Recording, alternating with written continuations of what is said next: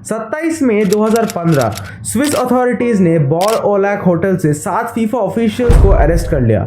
ये arrest order आया था यूएस से। इन 7 ऑफिशियल्स के ऊपर money laundering, fraud, business dealings और वायर फ्रॉड, जिसका मतलब है fraud with the aid of electronic communication, ऐसे तमाम चार्जेस लगे हुए थे। शुरू में किसी को तो ये चीज विश्वास ही नहीं हो रहा था, लेकिन ये तो बस शुरुआत था in the exposure of one of the world's biggest scandals, the FIFA scandal 2015।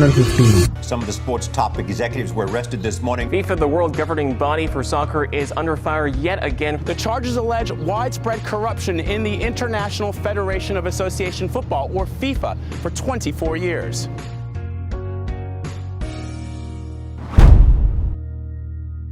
FIFA, the federation international they football association, ये बॉडी 1904 में एस्टैब्लिश हो गया था। ऐसा नहीं था कि इस बॉडी के ऊपर कभी भी करप्शन या फिर मैल प्रैक्टिसेस के चार्जेस नहीं उठाए गए थे, लेकिन इनके अगेंस्ट पहले कभी एविडेंस नहीं मिला था। इस स्कैंडल में बहुत सारे छोटे छोटे इंस्टेंसेस थे, लेकिन हम इस वीडियो में मेनली 2 केसेस के बारे में बात करने वाले हैं जो इन सारे छोटे छोटे पॉइंट्स को एक साथ जोड़ते हैं। Number 1, bribe for media rights, and number 2, bribe for 2018 world cup in Russia and 2022 world cup in Qatar. अब अगर आते हैं पहले पॉइंट पे, जो कि है ब्राइब फॉर मीडिया राइट्स। 1990 से ही फीफा के ऑफिशियल्स ब्राइब लेते आ रहे हैं उन कंपनी से जो कि मीडिया ब्रॉडकास्टिंग राइट्स खरीदते हैं। अब देखो, तुम ये तो जानते हो कि ब्रॉडकास्टिंग के लिए एक बिडिंग वॉर होता है, लेकिन इसके बाहर भी फीफा के ऑफिशियल्स उन कंपनी से ब्राइब लेते थे जिनके पास एक्चुअली ये ब्रॉडकास्टिंग राइट्स जाता था। लेकिन ब्रॉडकास्टिंग राइट्स को छोड़ के भी जिन प्लेसेस में ये मैचेस खेले जाते हैं या फिर जिन स्टेडियम्स में ये मैचेस खेले जाते थे,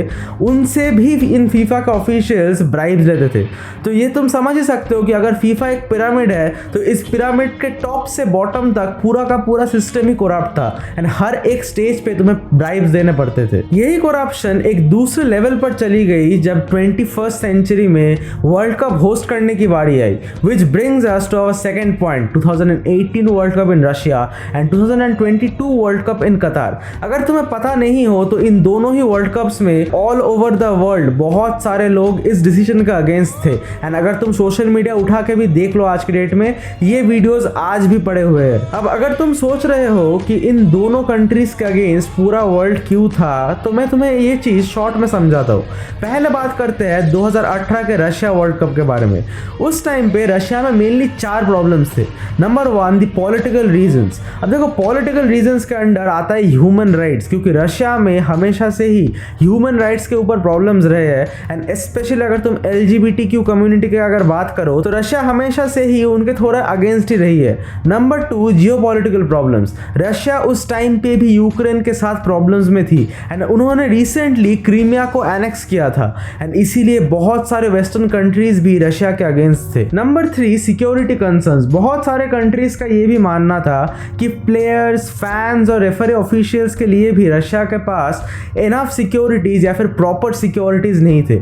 नंबर 4, इंफ्रास्ट्रक्चर। रशिया का one of the main problems यही था कि बहुत सारे लोग उनको ये डाउट कर रहे थे कि रशिया के पास इवन वो एबिलिटी है भी या नहीं कि वो proper training centres, proper facilities, proper stadiums actually build करके दे पाएंगे या फिर नहीं। इसके बाद अगर हम बात करें रिसेंटली होस्ट किया गया 2022 कतार वर्ल्ड कप के बारे में, तो इसका मेन प्रॉब्लम यही था कि इनके पास होस्टिंग राइट्स आने से पहले इंफ्रास्ट्रक्चर के नाम पे कुछ भी नहीं था। तो तुम ही सोचो कि जिस कंट्री में फुटबॉल का इंफ्रास्ट्रक्चर ऑलरेडी नहीं है, उनको फीफा क्यों देगी होस्टिंग राइट्स? एंड इवन के आफ्टर होस्टिंग राइट्स उनको दे दिए गए, लेकिन इसके बाद बवाल तब उठा जब कतार के लोग ही उनके अगेंस्ट कंप्लेन करने चालू कर दिए कि उनका बेसिक ह्यूमन राइट्स ही वायलेट हो रहा है, क्योंकि कतार इंफ्रास्ट्रक्चर बनाने के टाइम पे बहुत सारे लोगों को ओवर टाइम करवा रही थी, एंड उनसे एकदम इनह्यूमन वर्क करवा रही थी। एंड उसके ऊपर कतार का क्लाइमेट भी सूटेबल नहीं था वर्ल्ड कप होस्ट करने के लिए, क्योंकि वर्ल्ड कप होस्ट करने का मेन टाइमिंग था जून और जुलाई के महीने में,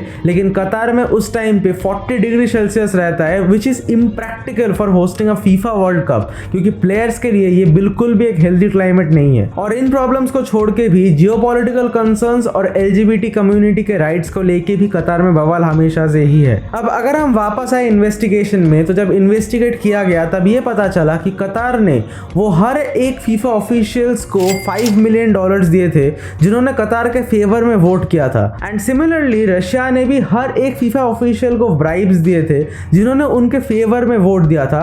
ऑल्दो रशिया का एग्जैक्ट अमाउंट अभी राइट नाउ अवेलेबल नहीं है। अगर तुम्हें याद होगा तो मैंने वीडियो के शुरू में ही ये बोला था कि यूएस गवर्नमेंट ने वो 7 ऑफिशियल्स को अरेस्ट करवाए थे, क्योंकि ये सारा का सारा स्कैंडल और इस पूरा का पूरा ट्रांजैक्शन होता था अमेरिकन बैंक्स के थ्रू। इन्वेस्टिगेशन के दौरान ये भी पता चला कि 2010 के वर्ल्ड कप में जो साउथ अफ्रीका में किया गया था, उसमें भी साउथ अफ्रीकन गवर्नमेंट ने फीफा को 10 million euros as a bribe दिए थे। पूरे इन्वेस्टिगेशन के दौरान पहले 14 लोग पकड़े गए जो कि इस ब्राइब्स में डायरेक्टली इन्वॉल्व थे, जिनमें से 7 लोग तो पहले ही अरेस्ट हो चुके थे। लेकिन जैसे ही इस केस का पर्दा और खुला तो और 16 ऑफिशियल सामने आए जो कि डायरेक्टली या इनडायरेक्टली इस स्कैंडल में पार्टिसिपेट कर रहे थे। एंड मजाक की बात तो और ये है कि सेप ब्लैटर जो कि उस टाइम के फीफा के प्रेसिडेंट थे, उनको 29 मई 2015 में 5वीं बार के लिए इलेक्ट किया गया। लेकिन इसी प्रेशर के लिए जो स्कैंडल के लिए चल रहा था, उनको 2 जून 2015 में ही रिजाइन करना पड़ा, जो कि बस इलेक्ट करने के 4 दिन बाद था। अब इन पकड़े गए लोगों में से कुछ लोग बहुत ही हाई पोजीशंस होल्ड करते थे। फॉर एग्जांपल जेफरी वेब,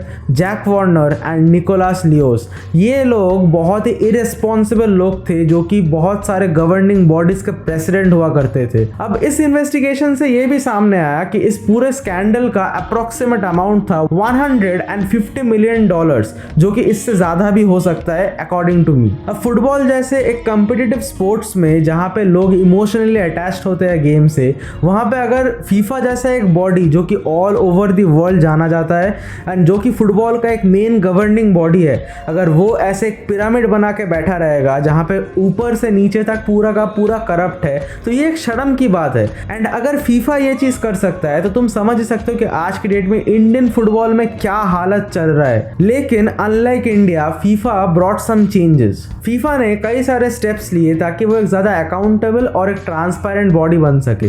2016 में गियानो इन्फेंटिनो को फीफा के नए प्रेसिडेंट के तौर पे इलेक्ट किया गया एंड वो जब इस पोस्ट पे आए, उन्होंने ये प्रॉमिस किया था कि वो फीफा को एक नया विजन देंगे। लेकिन अल्टीमेटली ये चीज तुम भी समझ सकते हो कि जब एक स्कैंडल पकड़ा जाता है एक ऑर्गेनाइजेशन की तरफ से, तब तुम जितना भी डैमेज कंट्रोल करना चाहो, तुम्हारे रेपुटेशन पे दाग तो लगता ही है। एंड ये स्कैंडल सामने आने के बाद ये 2 पॉइंट्स मेनली हाईलाइट हुए। Number 1, reputational damage. इस एक स्कैंडल ने पूरे के पूरे दुनिया के लोगों को हिला के रख दिया। हर किसी का भरोसा उठ गया था फीफा से। Number 2, global scrutiny. इस एक इंसिडेंट के बाद हर एक कंट्री में या फिर कॉन्टिनेंट में वहाँ के लोग ये डिमांड करने लगे कि वहाँ का गवर्निंग बॉडी एटलीस्ट ट्रांसपेरेंसी दिखाए, एटलीस्ट सामने रखे जो भी पैसा अंदर आ रहा है या फिर बाहर जा रहा है, ताकि एटलीस्ट लोगों का भरोसा रहे उस बॉडी पे। एंड इसी तरीके से 2015 के बाद वर्ल्ड फुटबॉल कुछ महीनों में चेंज तो हुआ, कुछ बेटर गवर्निंग बॉडीज बने। मैं ये नहीं कह रहा कि आज के डेट में फुटबॉल एक ब्राइब फ्री स्पोर्ट है, लेकिन जब एक स्कैंडल पकड़ा जाता है तब एक बॉडी को बहुत सारे नेसेसरी स्टेप्स उठाने तो पड़ते हैं ताकि फिर से वो कभी पकड़ा ना जाए एंड कुछ ना कुछ changes in a positive way आते ही है। अगर इस वीडियो से तुम्हें कुछ नया सीखने को मिला हो तो make sure to like the video, subscribe the channel and turn on the notification bell. अगर तुम्हें बर्नाबेउ कर्ज के बारे में जानना है तो तुम डिस्क्रिप्शन में दिए गए मेरे वीडियो को देख सकते हो। I will see you guys again until the next time, take care, bye.